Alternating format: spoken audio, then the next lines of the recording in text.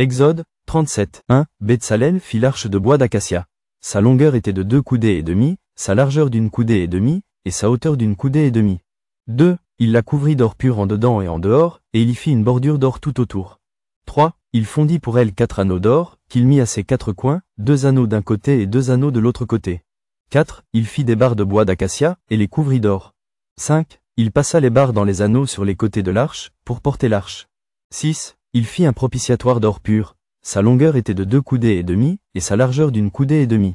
7. Il fit 2 chérubins d'or. Il les fit d'or battu, aux 2 extrémités du propitiatoire. 8. Un chérubin à l'une des extrémités, et un chérubin à l'autre extrémité. Il fit les chérubins sortant du propitiatoire à ses 2 extrémités. 9. Les chérubins étendaient les ailes par-dessus, couvrant de leurs ailes le propitiatoire, et se regardant l'un l'autre. Les chérubins avaient la face tournée vers le propitiatoire. 10. Il fit la table de bois d'acacia, sa longueur était de 2 coudées, sa largeur d'une coudée, et sa hauteur d'une coudée et demie.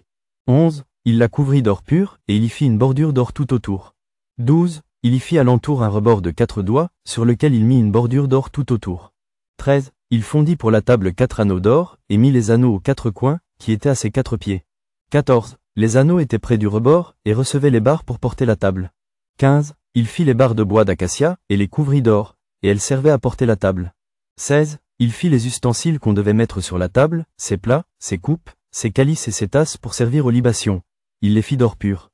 17. Il fit le chandelier d'or pur. Il fit le chandelier d'or battu, son pied, sa tige, ses calices, ses pommes et ses fleurs, étaient d'une même pièce.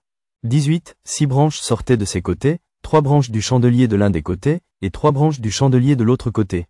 19. Il y avait sur une branche 3 calices en forme d'amande, avec pommes et fleurs, et sur une autre branche 3 calices en forme d'amande, avec pommes et fleurs.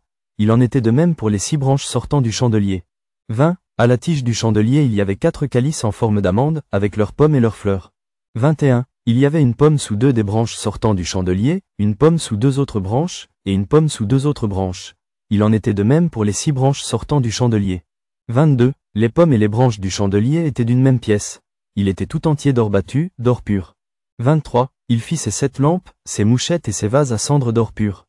24. Il employa un talent d'or pur, pour faire le chandelier avec tous ses ustensiles. 25. Il fit l'autel des parfums de bois d'acacia. Sa longueur était d'une coudée et sa largeur d'une coudée. Il était carré, et sa hauteur était de 2 coudées. Des cornes sortaient de l'autel. 26. Il le couvrit d'or pur, le dessus, les côtés tout autour et les cornes, et il y fit une bordure d'or tout autour. 27. Il fit au-dessous de la bordure 2 anneaux d'or aux 2 côtés. Il en mit aux 2 côtés, pour recevoir les barres qui servaient à le porter. 28. Il fit des barres de bois d'acacia, et les couvrit d'or. 29. Il fit l'huile pour l'onction sainte, et le parfum odoriférant, pur, composé selon l'art du parfumeur.